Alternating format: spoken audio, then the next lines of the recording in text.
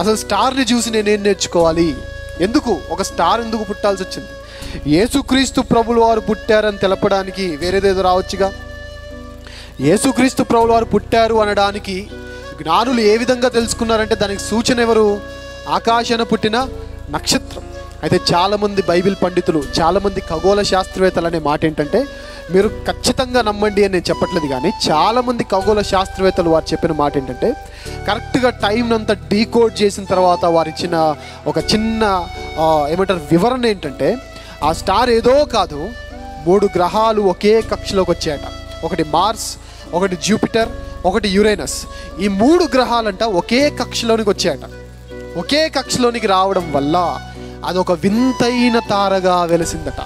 ఒక వింతైన తారగా సమాజానికి కనబడిందంట.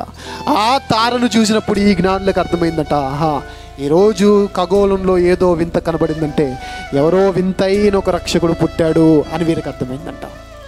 నిజమే, ఎక్కడో ఉన్న జ్ఞానులను ఇంటి వైపు నడిపించుకుంటూ వచ్చింది ఎవరు అంటే తార. ఇది ఖచ్చితంగా మీరు ఒప్పుకోవాలని చెప్పట్లా, కానీ ఒక వివరణ ఉంది అని చెప్తాను. ఎందుకంటే దీని వెనుక ఒక ఆత్మీయమైన ఆధ్యాత్మికమైన విలువ నేర్చుకునేది ఉంది. ఆ తార ఎందుకు వచ్చిందయ్యా అంటే శాస్త్రవేత్తలు ఇస్తున్న వివరణ, 3 గ్రహాలు ఒకే కక్షలోనికి వచ్చాయి. ఒకటి మార్స్, ఒకటి యురేనస్, ఒకటి జూపిటర్. అయితే నేను అంటున్నా, మన సంఘంలో కూడా ఒక తారగా మారాలంటే 3 ఒకే కక్షలోనికి రావాలి. అదెవరో చెప్పనా? సంఘ కాపరి, సంఘ పెద్దలు, సంఘ విశ్వాసులు. వీరందరూ ఒకే కక్షలో ఉంటే మన సంఘం ఒక తారవదా? ఆ తార అనేక మందిని క్రీస్తు వైపు నడిపించదా? ఆలోచించండి.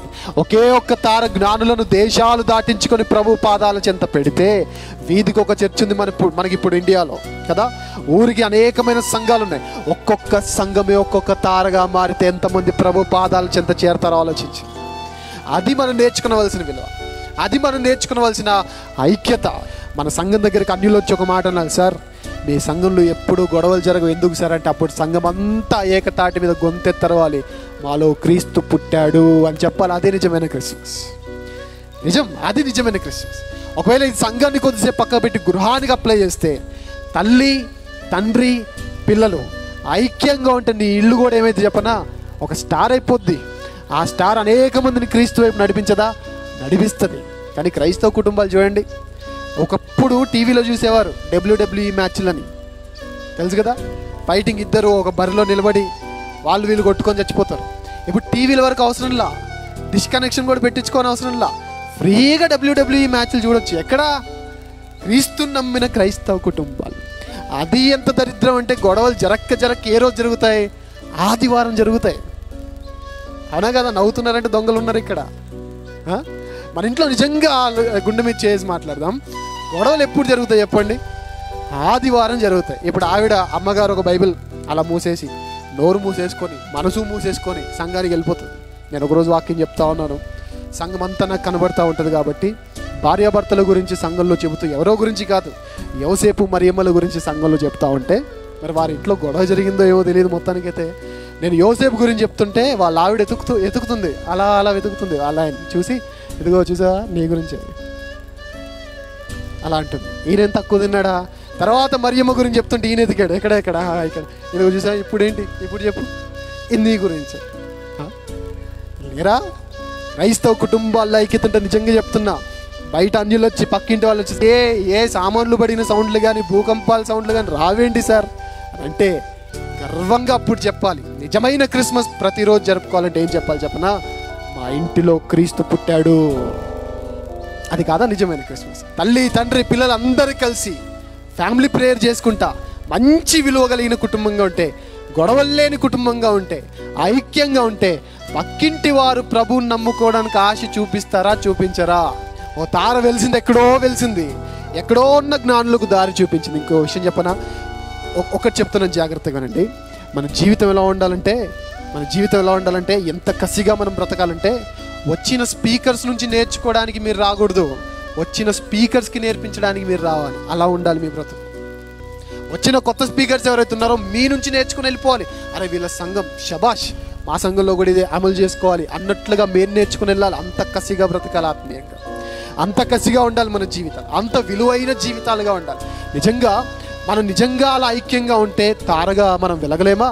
ఆ తారగా వెలిగితే మనమున్న ప్రదేశం కాదు సుమా, ఎక్కడెక్కడున్న వారిని కూడా యేసు ప్రభు వైపు నడిపించవచ్చు.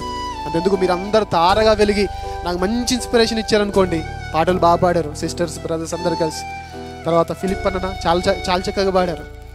మీరు పాడిన తర్వాత నేను అనుకుంటాను ఖచ్చితంగా మా సంఘానికి వెళ్ళి, ఇదిగో పలానా గ్రామానికి వెళ్ళొచ్చాను, నేను పలానా దగ్గర క్రిస్మస్కి వెళ్ళొచ్చాను, వాళ్ళ పాటలు పాడాలి అని మీరు తెలియకపోయినా మీరు మా సంఘానికి ఇన్స్పిరేషన్ అవుతారు. అది కదా స్టార్ అంటే. చూడండి, అంత విలువ కలిగిన జీవితంగా మనం ఉండాలి. అందుకే క్రిస్మస్ మొట్టమొదటిగా మనకు నేర్పిస్తున్న ఆధ్యాత్మిక విలువ ఏంటి చెప్పనా? ఐక్యతను కాపాడుకుందాం. గొడవలొద్దు, కక్షలొద్దు, విరోధాలొద్దు, ఏ డిస్టర్బెన్సెస్ వద్దు, ఏ విధమైన డిస్ప్యూట్స్ వద్దు. ఒక విషయం చెప్పనా, మన సంఘంలో గొడవలు లేవని గర్వపడాలి, గర్వంగా చెప్పుకోవాలి. నా సంఘం గురించి నేను చెప్తాను, మా సంఘం గురించి ఖచ్చితంగా నేను చెప్తాను. మా సంఘంలో ఇంత గొడవ కూడా లేదు. ఇంకో విషయం చెప్పనా, నా పరిచర్య కోసం నేను చేసే ప్రార్థన కంటే మా సంఘం చేసే ప్రార్థన చాలా ఎక్కువ.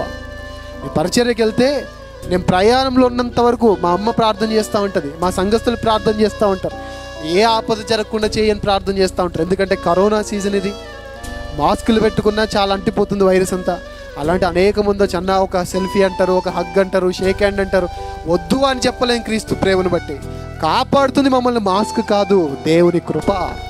ఆ కృప ఎందుకు నన్ను కాపాడుతుంది అంటే నా సంఘం ఐక్యంగా ప్రార్థన చేస్తూ ఉంటుంది, నా సంఘం తారలా వెలుస్తుంది, నా కుటుంబం తారలా కనబడుతుంది. కనుకనే అక్కడ గొప్ప కార్యాలు జరుగుతూ ఉంటాయి. ఈరోజు మీ కుటుంబం కూడా, మీ సంఘం కూడా తారలా వెలిగితే అనేక మంది, చెప్తున్నా, బైబిల్ పట్టుకోకపోయినా, బైబిల్ అంటే అసహ్యపడేవారు కూడా అనేక మంది యేసు ప్రభువుని వెతికి మరి తలుపు కొట్టారా సంఘాన్ని.